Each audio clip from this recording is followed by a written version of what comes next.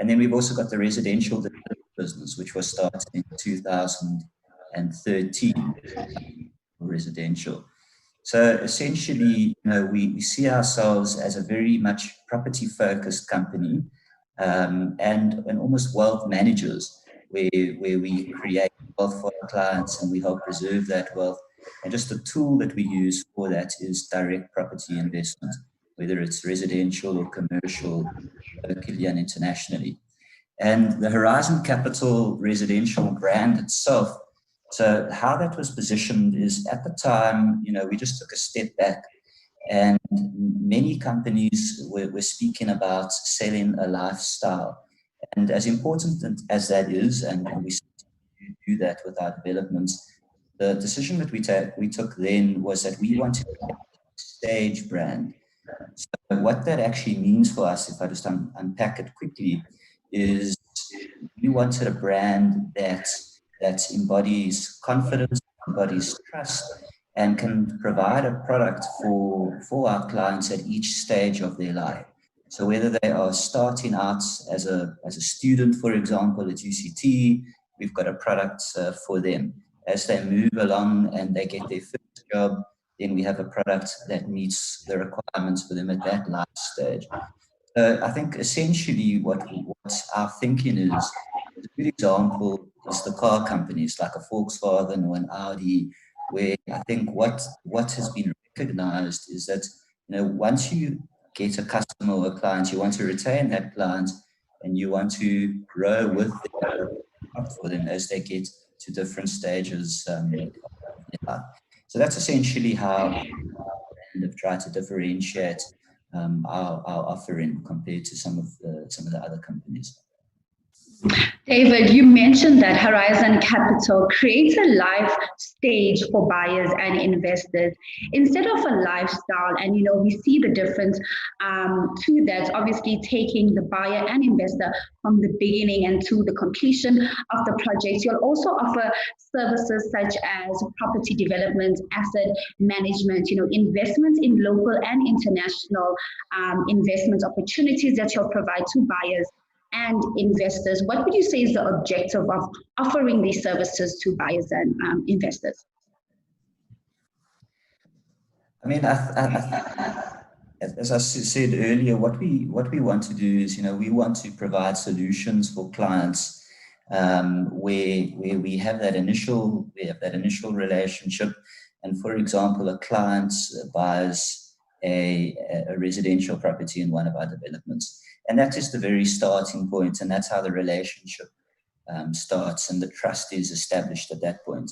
And then we want to be able to say, right, now that you've bought a property in one of our developments, we can offer other services such as growing a commercial investment portfolio for you, or helping you diversify your wealth and acquiring a property in the UK for you, and in your complete property portfolio to preserve and create that wealth as a one-stop service.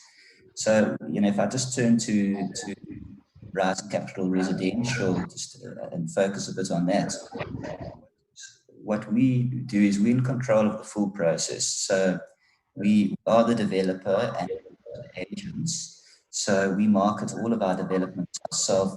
And the reason for that is, we recognize that there's certainly a value in us building those personal relationships with our clients ourselves. And I think the importance in that is it ensures that, there's no miscommunication when it comes to buying off plan. And as you mentioned earlier, buying off plan for a lot of people can be a very daunting task, because it really is a vote of confidence in the developer, hoping that they're going to deliver what they've promised to deliver. So we like to control that whole process. It also makes it easier for us to make quick decisions, to work with our clients if they want to make changes to their particular units.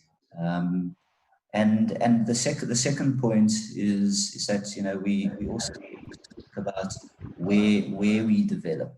So in terms of where we've positioned ourselves as a business, our focus is mainly on the city bowl in Cape Town, so gardens, Oranjezicht, and in the Atlantic seaboard. So we try to focus our offerings around the CBD, as we recognize, as in many countries, that the cities are essentially economic pulse and the heartbeat of the economy. So that's the focus about where we develop. Typically, these are smaller apartment blocks, 11 to 18 type apartments. Speaking on the city, David, investors and buyers' needs obviously has changed throughout the years, and more so we're seeing a lot more people move closer to the city or just living in the city as a whole, and that's what you said. The development is focused on more CBD living for many reasons. But how would you say the Horizon Capital has been able to fill the gap in the South African property market? So in terms of the type of apartments that we develop, where we saw a particular gap is, not everybody wants to live in an apartment block where there are 400 apartments, for example. So the niche that we've been able to fill, and the focus of where we develop and how we develop, is very much these smaller boutique offerings, where, as I mentioned, you have 11 apartments up to say 18 or 20 apartments. And for us, the importance of that is that these smaller type of developments, they tend to have more of a personality. And in my opinion, there's a sense of communityship where all your neighbors and everybody chips in together to make sure that the block is well run and well maintained. And then from an investment perspective, I think the appeal for investors who we work with is that it's a small block. If you buy into it out, there's 300 other apartments in the block that you're competing with, whether you're wanting to rent it out or whether you're wanting to sell it later on. And it's certainly a lot easier to manage a block that has a mix of occupiers and investors with only 11 to 18 apartments, as opposed to a block where there's 300 to 600 apartments, where it's almost like a whole on its own. So that's certainly where we've seen the gap. And from the investment side of it, we like to develop in areas where land is in supply. And the reason for that is we want to ensure that we deliver a quality product, but we also want to ensure that our investors and our buyers and purchasers get good capital growth over the investment period. The one sure way to help lock that in is to develop in the best areas where land is scarce and where you don't have a massive supply cut of another complex getting rolled out every time the next one is full. So that's where our focus, where for us we saw the gap in the market. I think for investors and buyers, obviously the goal is to gain capital growth within the years, and as property appreciates in value throughout the years, one has to practice to be patient, but we also have to take into consideration the market conditions when investing in property. And obviously with COVID that has hit our economy and the impact that it has had on all of us, especially more so big companies, in the industry, particularly in the property industry. How would you say or what are some of the challenges that you'll have dealt with due to the pandemic and some of the tools that Horizon Capital has made available to clients? Yeah, so I think, the impact that COVID-19 has had on us as a business, I'll get into in a moment. It's been devastating for the country. It's been devastating in terms of people's lives, also their livelihoods. It's going to go down as an event that I think will be remembered forever. So, some of the ways that it's impacted us is, because our business is so diverse, it's had different impacts on different businesses. But the one which has impacted us, along with many estate agents, has been the deeds office that's been closed. That was closed for the better part of 2 months. And when they did open, it was, to be quite frank, it was a complete disaster. nothing was happening there. Things were happening at an absolute pedestrian pace that actually necessitated some attorneys taking the deeds office to court to get an order to force them to open and to put in place proper policies so they can get the economy. So we've been impacted from that perspective in that we had a couple of registrations at the deeds office. Then on site, it's obviously impacted many developers, including ourselves and construction companies. We were less impacted than some developers, which was quite fortunate. But for many developers, what's happened is no construction happened for 2.5 months. And the issue there is that their interest and their holding costs continue to rack up. If they're at the end of their project, their cost structure is at the maximum, and their revenue is fixed because they've, in most cases, sold all the apartments. So that's basically one's profit margin completely eroded, or in many cases, I think loss will be made on some of these projects. Then on the asset management side, you know, we've been very understanding, as I think most landlords have had to be, and we've worked with tenants in restructuring leases and coming up with arrangements to try assist where possible. And in the fourth area where impacted is obviously sales have been slow. That's the same, I think, with every developer or estate agent. And you know, I think the market was slow at the beginning of the year, and then David.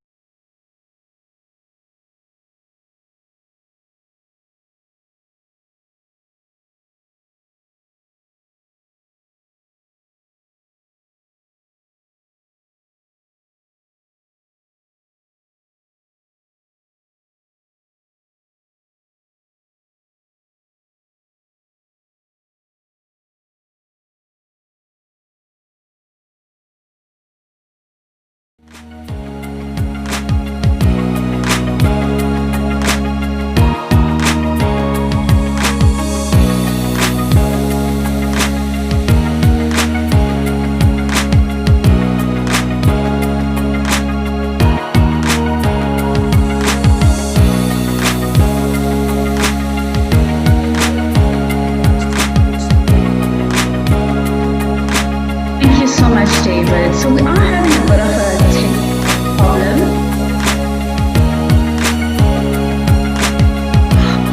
The whole time I'm trying to find out what's happening.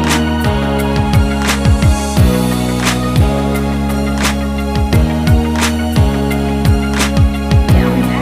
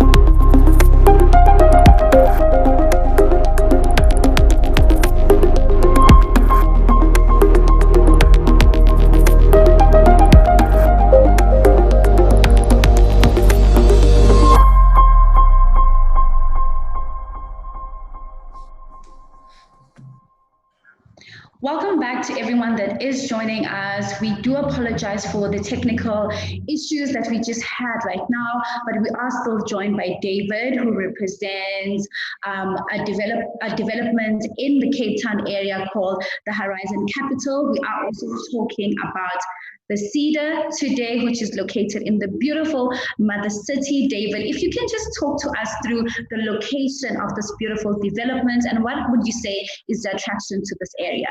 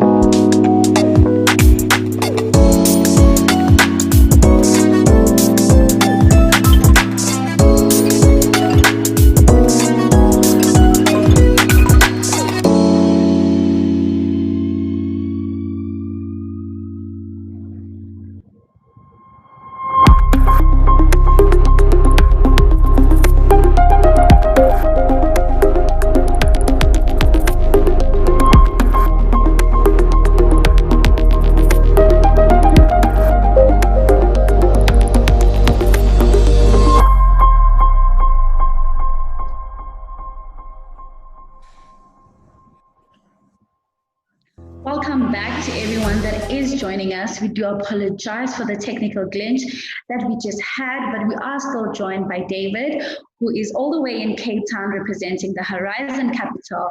And today we are talking about the Cedar. So David, if you can just talk to us about the location of this development and what is the attraction to this area? Yeah, well, welcome back, everybody.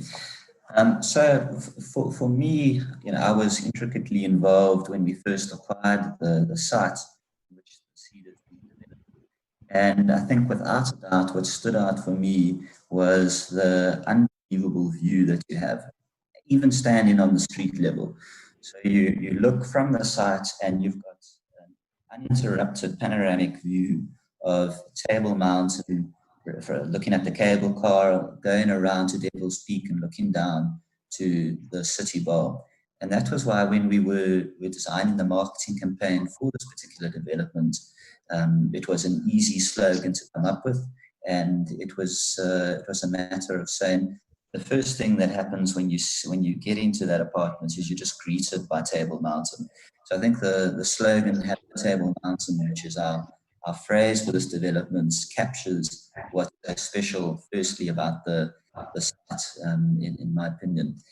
Then I think the area as a whole, so it's situated in Oranjezicht, which is a lovely old area of Cape Town. It's one of the city bowl areas. And, I think when you think of it, what comes to mind is areas where you have beautiful trees, there's a peace and tranquility, there's lots of nature, um, and it's very much a connected community where the residents look out for one another and are involved in community activities. Then I think from an access view, it's tremendous. You are about 5 kilometers away from Clifton and Camps Bay. The waterfront is just 4 kilometers down the road. And then it's also walking distance to what for me is one of Cape Town's nicest streets, and that's Kloof Street. It's a street that you have lovely cafes, you have a morning breakfast, they're quaint little boutique furniture shops, there's wonderful restaurants, and then there's also some bars along that street. So from a lifestyle perspective, you're 240 odd meters from Kloof Street, and you can really just go down and have a morning. So I think from an area perspective, it's incredible, and also it fits in with as a greater Horizon Capital residential offering, in that there's a very limited amount of opportunities in that area. I don't think there's been a new development in many. So the Aster and the Cedar, which are the two we do in there, certainly bring something new to that community. And the benefits of that is that it's going to certainly reward our investors with good long-term capital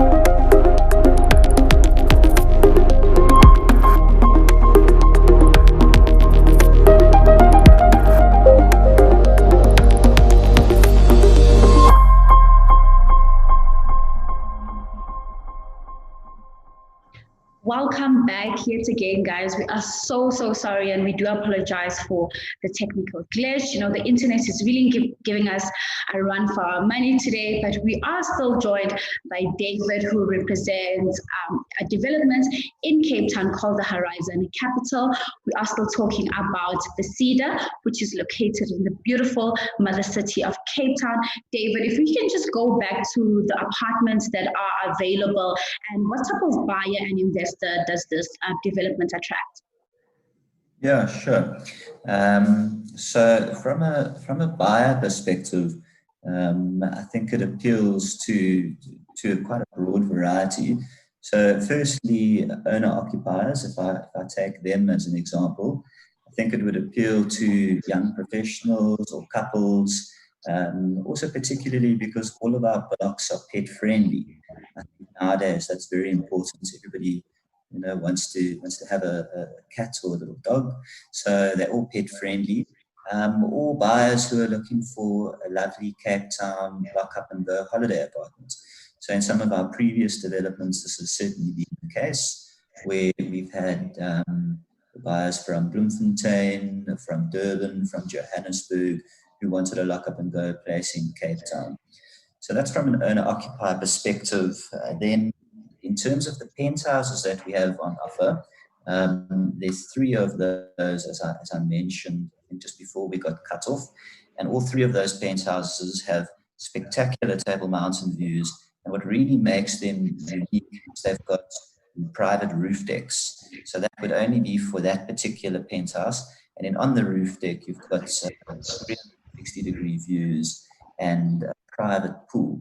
So that would certainly appeal to high net worth clients, a family downscaling, wanting something that is secure and also and it's also a lot of interest from international buyers.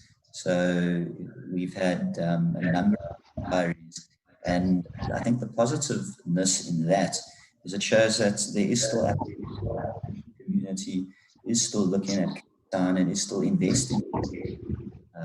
And the feedback we get when we speak to these international buyers is that Cape Town still offers amazing value, despite the fact that there's been a number of five or so years of very, very strong capital growth. But besides that, it still offers good value when you compare it to some of the international sectors.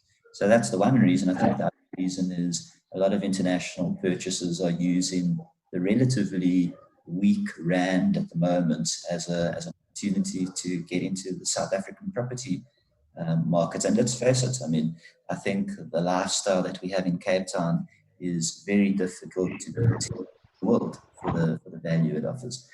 Then from an investor perspective, I think it's a great offering for investors who are wanting to do either long-term or short-term letting. So the block is short-term friendly. And the reason I say that is, in my experience of doing short-term letting, is a couple of basic principles that you have to tick if you're going to buy an Airbnb apartment. And the very first of that is tourists come, they want a view. They want to stay in something that says, I'm in Cape Town, and nothing does that quite like Table Mountain does. So for me, that's the first box ticked, in that you can imagine tourists coming and having their Instagram photos, having a cup of coffee or a glass of wine on their private terrace, looking at Table Mountain. The second feature that it's got is a communal space. So there's a lovely area, which is a terraced garden at the back, and there's a jacuzzi there, there's sun lounges, there's a braai, and that's something that's very important for any investor if they're going to want to try to do short-term letting. And then the third element that I would always check when buying something for short-term letting is if it is walking distance to a street that has a draw of cafes and restaurants and bars. That's a major plus. So I think it appeals to quite a broad spectrum of purchases. Also, David, I know when we were talking, we were discussing the penthouse and some of the features that the penthouse has, where you have your own private pool and jacuzzi, which is just really amazing. I think that's just like the dream to live in. But it's also important to for people wanting, obviously, to create and expand their investment portfolio to understand how the investment side of property works. So what are the price range and the deposit amounts that we're looking at for these types of apartment blocks? Yeah, well maybe just taking a step back and just talking about the timeline. So this is a new development. So as a result, it's an off-plan purchase. So construction is due to be completed February 2022. So that's the timeline of it. Then we've got 1 bedroom and 2 bedrooms that are available on the first, second, and third floor, and the price points there range from just under 2.5 million for a 1 bedroom apartment, and in the 2 bedroom apartments start at 3.7 million. And in both of those cases, it is a VAT inclusive price, like all new developments. So what that means is when someone is buying off plan or a new development, there's VAT included in that price. So as a result, there isn't transfer duty, which can be a big expense depending on the value of the property that you've purchased. So there's a great saving from that perspective, in that there's no transfer duty. What there is, and it's important, I think, that the buyers understand that it's transfer costs, which is the attorney fees, but in relation to duty, that amount is relatively small. So between, say, 20,000 to 40,000, depending on the value, sometimes. So the process that one needs to follow to purchase off plan would be putting down a deposit. So the deposit is structured in two ways. So if somebody buys and it's a so they need to get a bond for the balance, there would be a minimum deposit of 10%. And if it was a cash purchase where that person didn't need to get a bond from the bank, then there would be a 30% deposit. And I think what is also important just to point out, in all of these cases, one's deposit is invested with the attorney. It's not a deposit that's paid to an estate agent. It's not a deposit that is paid to the developer, but it's a deposit that is paid to the attorney, and that offers the client a protection mechanism. So only on completion of the development does the deposit with the purchase price actually get paid to the developer. And in both, while that deposit is with the attorneys, it's invested in the purchaser's name and it accrues interest due to the purchaser. So you are getting a return on your money invested. Thank you, David. You broke that down so nicely in terms of the difference between the transfer duties and the transfer cost. Thank you so much for sharing that with us, because sometimes we might not know the difference and, where it comes in the property investment sector. So yeah, really informative. Also, private property is aimed at giving a bigger voice and a reach to our developers, and Horizon Capital has had such a long and strong, healthy relationship. I think for all parties that are involved, it's important to establish and to build on this relationship. How would you say this has helped the Horizon Capital and the brand as a whole? Yeah, as you mentioned, we've had a long relationship with private property dating back to pre-2013. And I think for us, what it's done is it's allowed us to get exposure as a business to quite a large audience. So we've got that exposure, and that's helped drive traffic to our website. It's helped us make purchasers out there aware of the developments that we offer. And I think the other side of it is it's given us a platform to discuss matters like we're discussing now. I think, gone are the days where it's just a matter of putting a listing up and getting traffic. I think a key part of the journey, whether you buy a plan or whether you're buying from an agent, is an educational experience to make buyers, sellers, and property investors aware of the offering, and to guide them through that process. So for us, it's given us that ability to. David, now thank you so much for joining us on the show. Just before we close, do you have any last advice for our buyers and our investors, especially in this crucial time that we are in with the interest rates drop? You know, some people are so uncertain on what to do, but any last advice that you have for our viewers? Yeah, I think firstly, you know, as you mentioned, we see interest rates at the lowest level that they've been since the Reserve Bank started targeting inflation at 7.25% now. I think what's my first tip would be is this obviously represents a wonderful opportunity to get into the market for people who potentially weren't able to before that. I do think though that your viewers do need to be careful.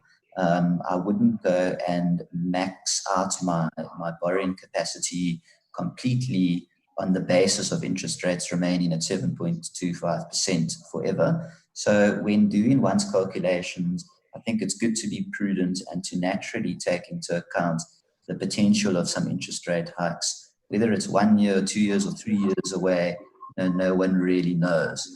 But I think the message is just to ensure that there is enough spare cash flow at the end of the month if things do start to rise. Then I think the other important tip is when buying, it's critical to do research. I think going and visiting the location is very important, and don't just go visit it once, go visit it twice, see what it's like in the morning, see what it's like in the evening, as that's what's really critical. Make sure that there's a view, ask what's happening next door. And I think something that I've learned and have taken away as a personal experience is I'm very wary of buying into what I call super blocks. And those are blocks that have hundreds of apartments in them. And the reason I say that is because what you tend to find is typically a lot of the investors in that block, they're wanting to let their apartments out, or they're wanting to flip it at the end of the development. And you can imagine that if 50% of a block of 400 people are trying to do that, you've got 200 apartments being flooded onto the market. And there's very little that differentiates your apartment to the one next door to you in one of these big blocks. So I think from my perspective, I do always recommend buying into a slightly smaller block. And then the other point is, if there's something that gets agreed between a buyer and the developer and the agent, I think what is important is that gets recorded in the agreement, so there can be no misunderstanding at a later point, because that's often where I find there are gaps in expectations. So if there's something that is discussed that's going to be agreed, then include that in the agreements and insist on that. And then do research, obviously, on the developer that you're buying from. I think what's important is you want comfort over, are they trustworthy? Do they deliver a quality product? And I think critically is, what is the after sales like? With all of these new developments, it's often not perfect on day one. There's always snags and there's always issues that do come up later on down the line. So I think to make sure that you're dealing with a developer who is going to come back in a year or 2 years' time and rectify something that needs rectification and haven't disappeared. So those are some of the tips. And then, just for your listeners who are interested in finding out more information on the Cedar, which is our Oranjezicht development, they're very welcome to view our information on your private property platform. There's a very nice development page there. Or alternatively, we do have a website, which is www.thecedar, which is CEDAR.Cape Town. So that's www.thecedar.Cape Town.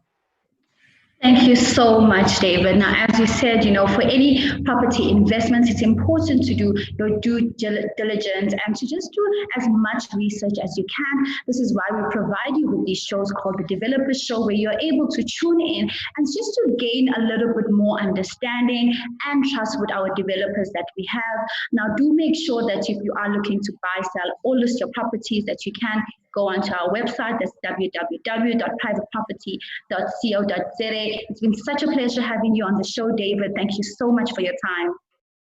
Yes, thanks very much, Mandisa. It's been great being here with you this afternoon.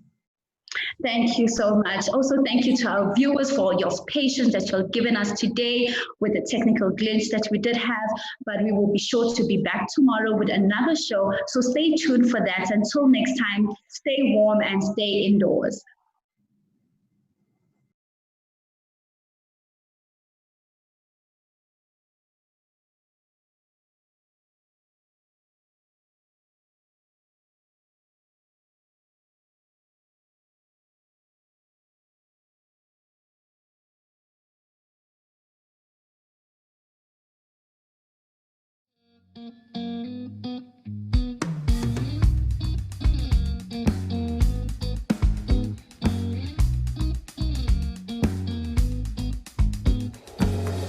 Hi, I'm Jared Siegel. I'm a local restaurateur and the owner of Jared's Espresso Bar and Eatery in Sea Point. I'm a Cape Town local, Camps Bay born and bred, and I've been living in Sydney, Australia for the last few years. Living abroad, I've always been drawn to the mother city, and I've recently decided to come back home. Taking lifestyle factors into consideration, Bantry Bay has been the perfect fit for me. Living on the Atlantic seaboard really resonates with what I'm all about. From the active lifestyle, the amazing food culture, its family-friendly environment, and amazing natural beauty, the quality of life we have on offer is really unique. The Atlantic seaboard has some of the most beautiful suburbs in the country. With areas like Camps Bay and its world-renowned beach culture and the recent refurbishment of Sea Point Promenade, it's no wonder our neighborhood has such a global appeal. After a long day of hard work, there's nothing better than taking a walk along Clifton Beach, sharing a moment and watching the sunset. Trying to offer something authentic to the community, I'm not about reinventing the wheel, just doing the classics really well. And this is my neighborhood.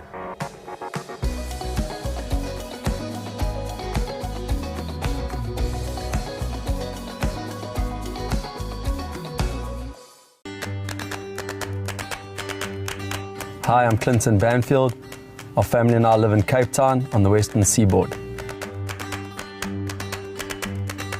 To be able to wake up and take in the scenery every day is an absolute pleasure. We probably have the best views of Table Mountain. There's some really amazing suburbs in our neighborhood. There's Milnerton, which is a central hub close to the city. There's some beautiful homes situated along the canal which give you a breathtaking view of Table Mountain. A little bit further along the canal, you'll find Milnerton Golf Club, which is a great place to unwind with your mates. Then we have Blouberg, which is world-renowned for its beaches, where you'll often see kite surfers taking full advantage of the wind.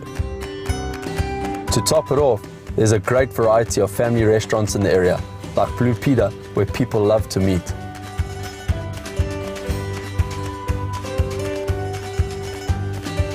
The Bayside Mall is a landmark in Tableview, giving you an all-round retail experience in a relaxed and convenient environment. As a family, we've chosen to live in Atlantic Beach Golf Estate in Melkbosstrand. Our suburb is so chilled, it really gives you this constant holiday feel. We've lived here for 2 years and we've really enjoyed the laid-back lifestyle, and this is our neighborhood.